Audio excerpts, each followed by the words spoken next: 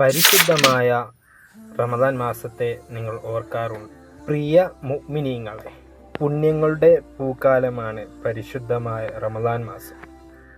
നമ്മളിലേക്ക് ആഗതമായി വന്നിരിക്കെ പവിത്രമാക്കപ്പെട്ട മാസം നമ്മൾ ചെറിയ രൂപത്തിൽ മനസ്സിലാക്കാം.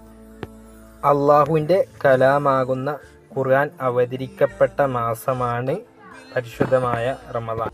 ഖുർആൻ അവതീർണമായ മാസമായതിനാൽ ഖുർആൻ പാരായണം വർദ്ധിപ്പിക്കൽ പ്രത്യേകം സുന്നത്തുണ്ട്. പകലിൽ നോമ്പ് നോൽക്കാൻ വേണ്ടി അള്ളാഹു നിർബന്ധമാക്കിയ മാസവുമാണ്. സ്വർഗത്തിൻ്റെ കവാടങ്ങൾ തുറക്കപ്പെടുകയും നരകത്തിൻ്റെ കവാടങ്ങൾ അടക്കപ്പെടുകയും ചെയ്യുന്ന മാസവുമാണ്. സ്വർഗത്തിൻ്റെ 8 കവാടങ്ങൾ തുറക്കപ്പെടുകയും പിശാചുക്കളെ ബന്ധിക്കപ്പെടുകയും ചെയ്യുന്ന മാസവുമാണ്.